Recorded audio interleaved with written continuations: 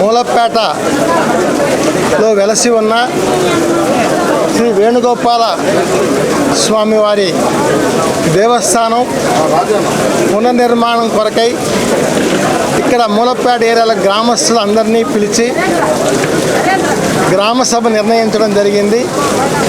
వీళ్ళందరినీ గ్రామస్తులందరినీ కూడా ఆహ్వానించడం జరిగింది. ఈ ఆహ్వానానికి విచ్చేసిన మూలపేట ఏరియా గ్రామస్తులకు, పెద్దలకు, మహిళలకు, పూజారులకు, అధికారులకు, పాత్రికేయులకు అందరికీ కూడా ఇక్కడికి విచ్చేసిన ప్రతి ఒక్కరికి పేరు పేరున అందరికీ ధన్యవాదాలు తెలియజేసుకుంటున్నాను.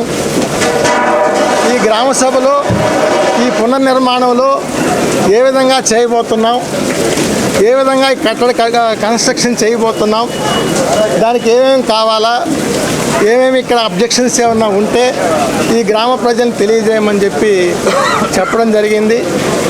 ఈ గ్రామస్తులు కొంతమంది కొన్ని పేర్లు కూడా వాళ్ళు ఇవ్వడం జరిగింది, కొన్ని అబ్జెక్షన్స్ కూడా వాళ్ళు చెప్పడం జరిగింది.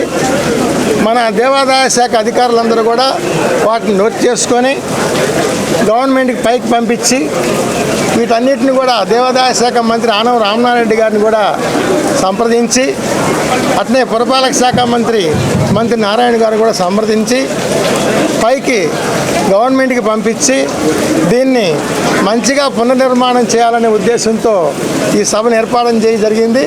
అందరూ కూడా ఇక్కడికి వచ్చిన గ్రామస్తులందరూ కూడా వాళ్ళ సలహాలన్నీ కూడా ఇవ్వడం జరిగింది.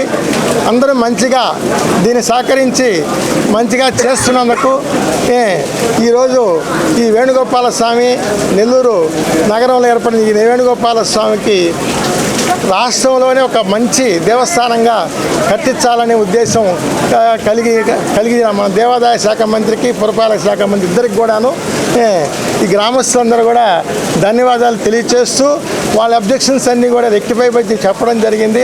అవన్నీ కూడా పైకి పంపించి వారి కోరిన విధంగా ఈ దేవస్థానాన్ని మంచిగా నిర్మించేదానికి కృషి చేస్తామని అందరూ తెలియజేస్తూ ఈ అవకాశం కల్పించిన అందరికి కూడా ధన్యవాదాలు తెలియజేస్తున్నాం.